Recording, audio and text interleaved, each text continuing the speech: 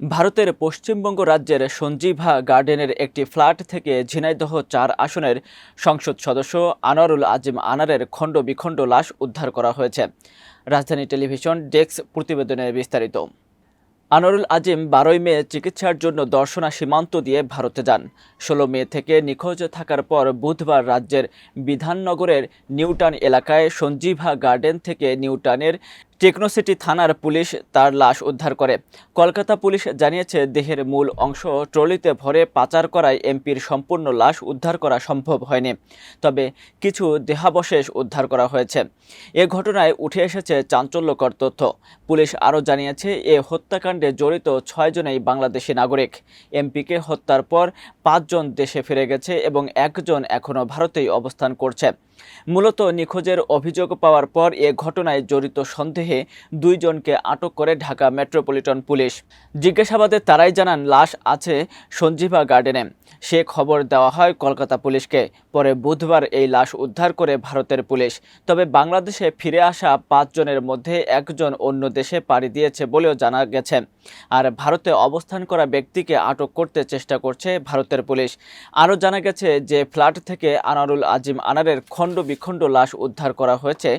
তার মালিকও একজন বাংলাদেশি। তিনি ভারতে গিয়ে ভুয়া কাগজপত্র বানিয়ে ওই ফ্ল্যাট কিনেছেন। কলকাতার পুলিশ তাকেও খুঁজছে বলে জানানো হয়েছে।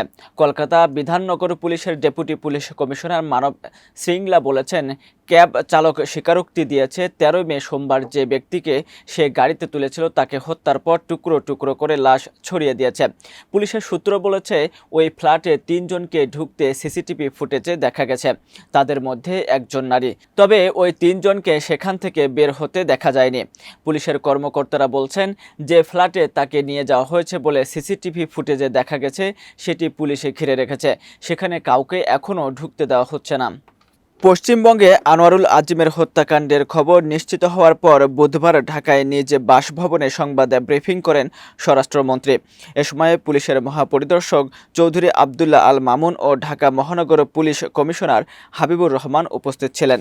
স্বরাষ্ট্রমন্ত্রী বলেন, এমপি আনোয়ারুল আজিমকে কলকাতার এক বাসায় পরিকল্পিতভাবে খুন করা হয়েছে। খুনের উদ্দেশ্য, কারা খুন করেছে এসব জানতে ভারতের পুলিশ কাজ করছে। এখানে ভারতের সঙ্গে সম্পর্ক ফাটল ধরবে এমন কোনো ঘটনা ঘটেনি, কারণ ভারতের কেউ এখানে জড়িত নন। তিনি বলেন, মরদেহ এখনও আসেনি। ২ দেশের পুলিশ তদন্ত করছে। ভারতের পুলিশ আমাদের জানিয়েছে যে তিনি খুন হয়েছেন, এটা নিশ্চিত। আপনি ইনভেস্টিগেশন করুন, আপনি দেখুন তারা কারা, আমাকে চিনান, দরকার আমি চিনতে চাই। আমি প্রকাশ্যে তাদের মৃত্যু দেখতে চাই। আমাকে এভাবে এতিম করে দিল।